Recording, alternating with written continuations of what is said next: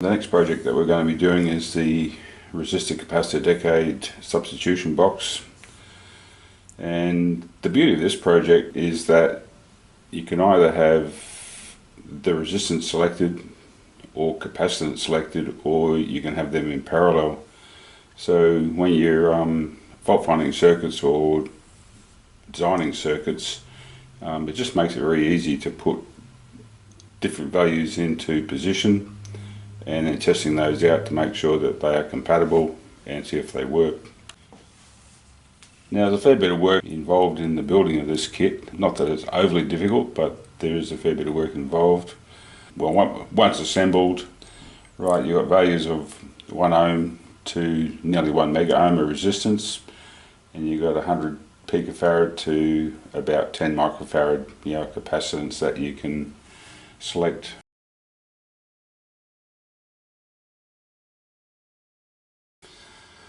So the instructions quite comprehensive. As you can see, there's a fair bit of detail that's covered in the construction. There's your schematic there, an overview of the layouts, components listing, the finished product basically. Selection for your resistance and capacitance are these two rotary switches. You've got various connections that are utilised. They're your surface mount capacitors. There's a few printed circuit boards that have to be assembled, that fit into various areas on the board, and then you've got your general hardware that goes onto the box itself. That's the box that comes with the kit, and it's nicely marked out and and quite nicely made, so I don't think there's going to be any major issues there. Comes apart quite easily, and it's got a sealing ring in there that fits in there as well. You've got your terminal board here. There's two boards in this setup, they're for your surface mount capacitors, and you've got 4 boards here which are joined together at the moment, as are these ones, which is for the other capacitors. So they'll probably be the starting point for us in this project. This will kind of be a later one that we'll do later on, and there's other assembly that we've got to do before that. Now, we've gone through the basic construction of this, and I think the better places to start is with the switches themselves. And as you can see, we have to attach these little beds to the switches. Now, this is what we're dealing with here. As you can see, we've got a range of connection points here, and what we need to do is to cut these off, and I'll just show you how I do that in a second. But we need to divide this out, so we've got 1, 2, 3, 4, 5, 6. We need to then, once we get them cut to size, we need to take every second one off so that they fit into the soldering points. So what we'll need to do is to count along. So we've got 1, 2, 3, 4, 5, 6, 7, 8, 9. When you get to the 10th one, that's the one that you've got to cut. You've got to cut down the center like that. So what I'm just using a Stanley knife here, and I'm just scoring it down through the center of the 10th one. So I've scored that through there. Now all I need to do is just break it off. You end up with the pin, and there's the pin there. I'm just trimming off the end to smooth it down a bit. Now, with the pins remaining on the section that you cut off, you've got to cut every second one off. So we're just going to cut those off here and cut them as flush as you can with the and if everything's done right, you should have 5 pins left over. So what we've got to do now is fix these to the actual switch themselves, and they plug in like such, and we've got to solder those in. Now, I've just gone through and cleaned all these with isopropyl alcohol, and I've cleaned all the connections here the same. We've mounted the first one, we've soldered to the lower row of holes. We've just gone through and done this one. Now I'll just trim those off first, and then we'll put the next one in and just keep progressing up. So as you can see, we're progressing through. We're keeping the connections nice and flat up against the board. When we complete soldering of the pins, and then we trim them off. We've got 2 more to do. Now that we've completed this part of the construction, the next part is to fit these boards onto here. Now these are carrying all the capacitors and they'll be tied in with these connectors. You know, we've got to measure across, cut them off and take out every second pin, so the long side will stay the same, but every second pin on the short side will come out. And that's one side of the connector, so we're just going to leave all the pins on there. The reason that is just going to make it a lot more stable and hold better, so we'll have to trim that off, you know, on that one there obviously, and then take out every second pin along here so it fits onto these boards. So what we're going to do now is just go through and measure each of the capacitors, and you just note the reading. So these ones are 1 nanofarad. Again, you know, just measuring each of the different capacitors supplied. As you can see, these are 10 nanofarad, and we're just going to write that down on the card so we know what we're picking up.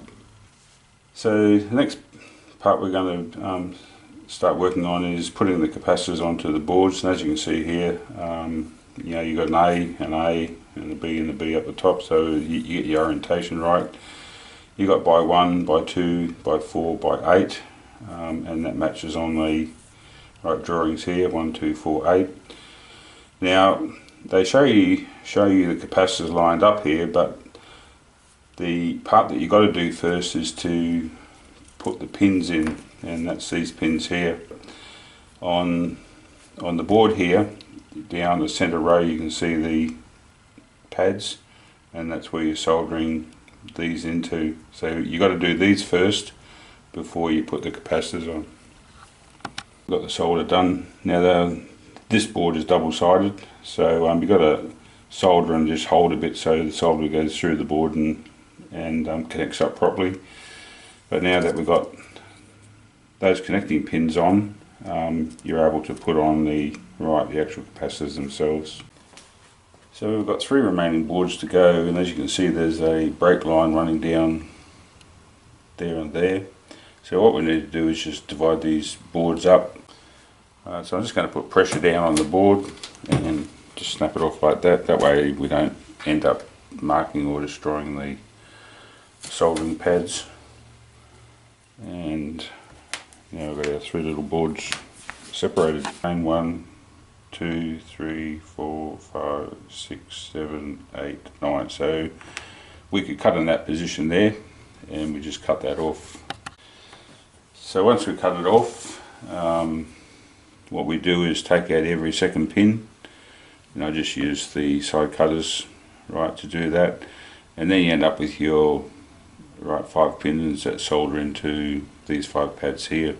You need to solder these into the boards before you put the components on. So as you can see, we've got the first board made up with the range of capacitors that are associated with it. Note on the board you've got a 1, a 2, a 4 and an 8 section, and the appropriate capacitors go into those sections. You can see on the side that we've got our connecting pins which allow it to connect into the switch. So what happens now is that these fit into the connectors that we soldered onto the switch, and they just plug in like that. We've got the connecting pins on the next 3 smaller boards.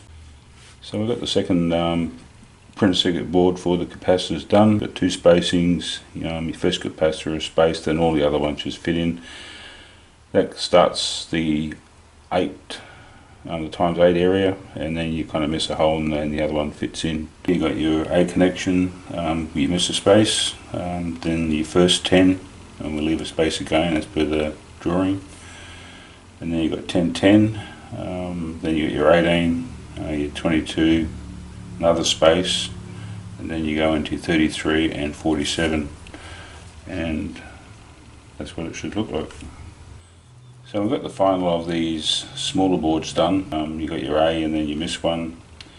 Your first capacitor, which is 100 nanofarad, they have a space, and then you got the other capacitors following through.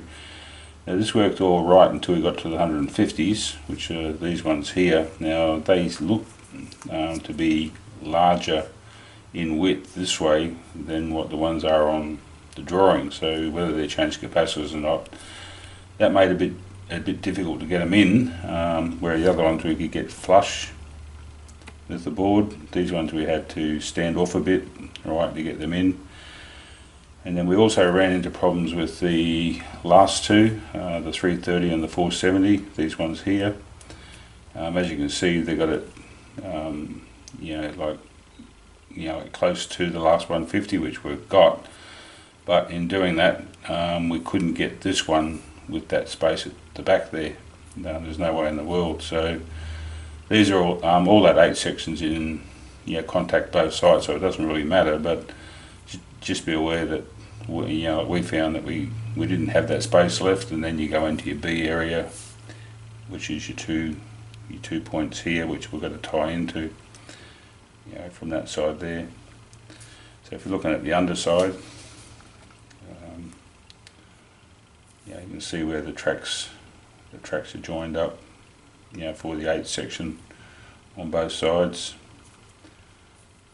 and then the other ones are split up into their sections. You can see the connections in the 1, 2, 4 and 8 areas and how they're connected.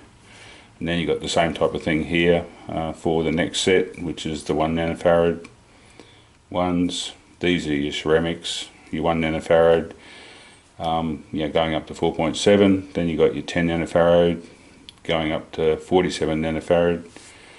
And then you've got the last one, which we just did, which is the 100 nanofarad up to 470. And you can see here that the 330 and 470 are in parallel. These ones here are all in parallel, and you got that one there in parallel, and then this one all on of its own. So that's what we've been referring to, and then checking that against the layout here as we've been going through. The last two we've got to do are these two, which is the surface mount ones, and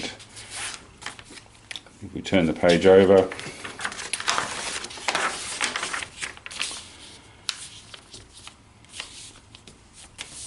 you can see here that we have the surface mount combinations for the 1 microfarad, and then the 10s, which are all in this area here.